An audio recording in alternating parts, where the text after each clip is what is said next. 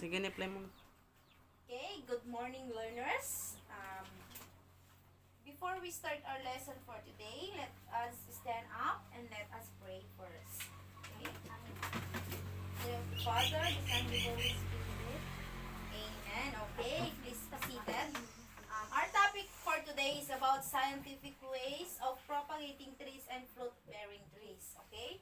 These are the objectives. At the end of the lesson, learners should be able to discuss the different scientific way of propagating trees and fruit-bearing trees.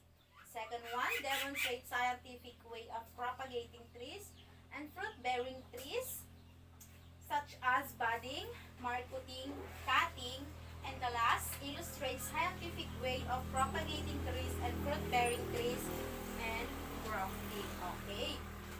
Before we proceed to our new lesson, let us review the last topic. Okay?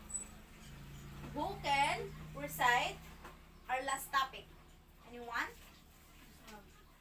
Anyone? Okay, Lester, please stand. About the tools and equipment in plant propagation. Okay, very good. What else? Anthony?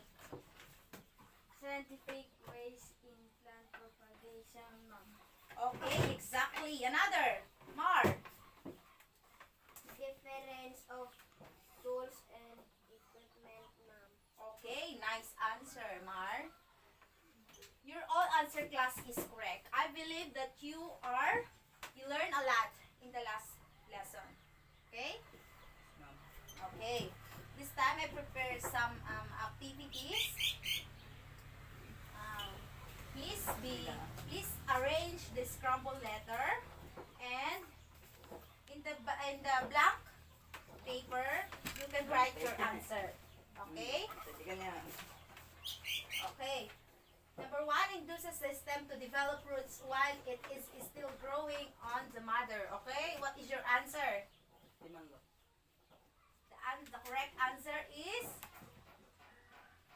marketing. Okay, very good. Second one, this method of plant propagation is used to improve the kind of quality of trees and plants.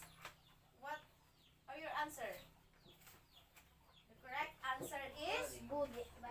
budding. Very good. The last, this method grown by inserting a scion into the root stock so that they will form a union and grow together. What's your answer? Correct answer is okay, very good. Grafting. Okay? Class, today we're going to discuss the scientific way of propagating. This time, let us now move on with our next topic, which is demonstration of the scientific ways of propagating fruit-bearing trees.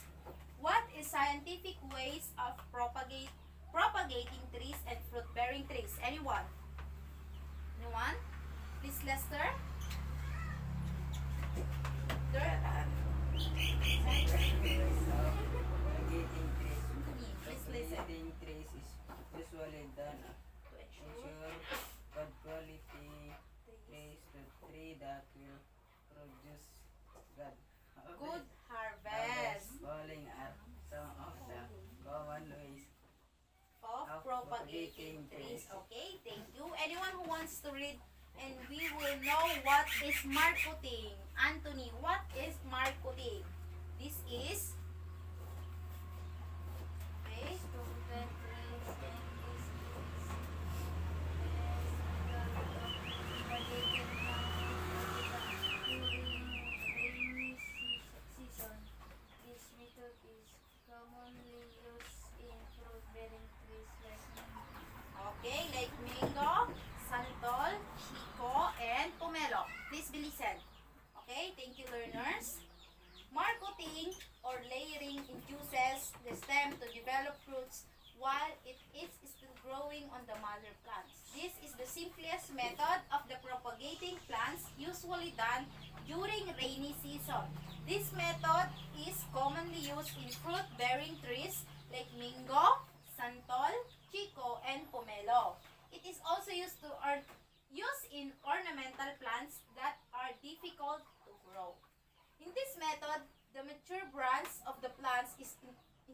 exposed to roots while it is still growing on the mother plants. Before it is cut and transferred as a new plant, the rooting media is kept moist and encourage root information. Okay. And this is the step as follows. Okay, may step po ang mga ang pagmamarketing. Okay, the one, select a healthy branch. Second, remove a ring-like layer of soft bark about 2 to 3 inches long or until you reach the bark about 2 to 3 inch long or until you reach the hard or work layer.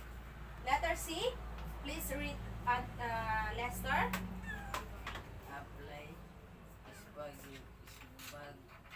snow walls around the cut surface. Okay, the letter D, please read Anthony. Cover securely a piece of plastic sheet. Okay, very good. How about the letter E? Mark. Mark. Tie Tie both both ends the to prevent trying of the rooting medium, keep it moist. Okay, and the last, cut the marcot just below the ball of sphagnum moss when sufficient roots development. Okay, another one, remove some leaves to further induce roots development. And this time, this is the sample of the marcot. Okay, you see picture of marcoting. This method are marcoting. Okay, how about budding? Can you read Anthony, the budding? This method. This method of plant propagation is used to improve the kind and quality of trees and plants. Budding is done by transferring the literal bud from the scion to the stalk of the seed plants. The bud is inserted into shoot which 1 centimeter in diameter. Okay, very good. Here the step of budding. Number 1, cut buds stick from strong shoots of the present season's growth with mature buds that are slightly brownish in color. Second one, clip off the 1/2 inch of the leaf stalk for a handle. And the lastly, discharge soft tips of the bud sticks. Okay, ito yung step niya. Marami pala. 10. The next is cutting. What is cutting? Mark, please read. What is cutting? Stem cuttings. stem cuttings in which Piece. a piece of Stem. stem is part Buried. buried in the soil, including at least 1 millimeter. Okay, very good. The cutting is able to produce new roots, usually at the nodes. Root cutting, in which a section of roots is buried just below the soil surface and produces new shoots. Okay, very good learners. Here are the steps to be followed in performing cutting. 1, cut a section from plants. Remove the lower leaves from the cutting. Mix up the compost. Push the cutting down into the compost. Water the cuttings. Cover the pot with bag. Place the cutting in the suitable location and wait. Okay. Sana yung picture na? Ito yung picture ng cutting. Okay. And the last is grafting. What is grafting, class? Anthony, please read. In this method, This method, a new plant is grown in inserting sayon. scion into the rootstock so that they will form a union and grow together. Okay, very good. Let's see the scion and their stock should come from the same species or family. They should be compatible for them to grow permanently. Okay, here the step of grafting. Malit lang yung step niya. Number 1, preparing the stock. Preparing the scion, inserting the scion, securing the grafting. Okay?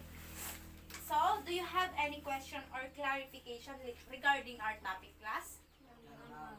Okay, it's none. Let's proceed to our activity. Okay, here are your enrichment activities. Identification. Please write in your paper your answer. Okay, I have 5 questions and you will answer it in 5 minutes. Okay, starts now.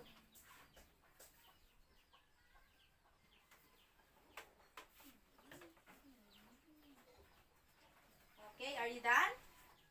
Ma'am. Okay, are you done? Okay, class, I think you can now perform any of the scientific ways on plant propagation. You can now teach your family or friends to do that. It is right, learners? Yes, ma'am. Okay, pwede nyo daw turuan yung mga family nyo. Dahil alam nyo na yung mag-grafting, ganon. Okay, for better understanding, who want to share again the procedure in cutting? Okay, anyone? Lester? This step. Number 1. Number cut the section from plant. Number 2. Sige, tuloy mo lang. Remove the lower leaf from the cutting.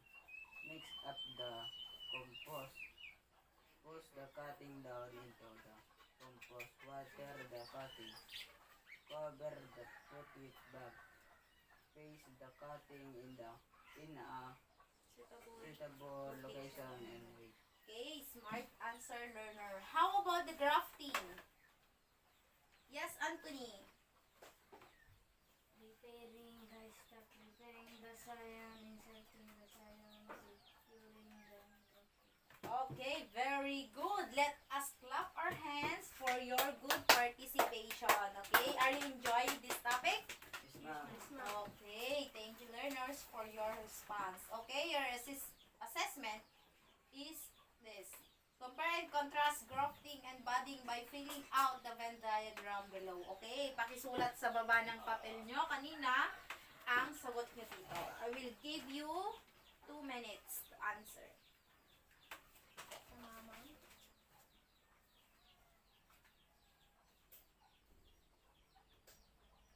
Okay, are you done, class? Okay, very good. And the last, for your assessment, please answer the question. In this activity, I have learned that, tuluyan nyo ano yung mga sagot nyo dito. Okay, complete the statement. Okay, are you done? Copying your assignment? Are you done? Ma'am. Okay, very good. Thank you for your cooperation for today and goodbye. See you again tomorrow. Okay, goodbye, class. Bye, ma'am. Goodbye.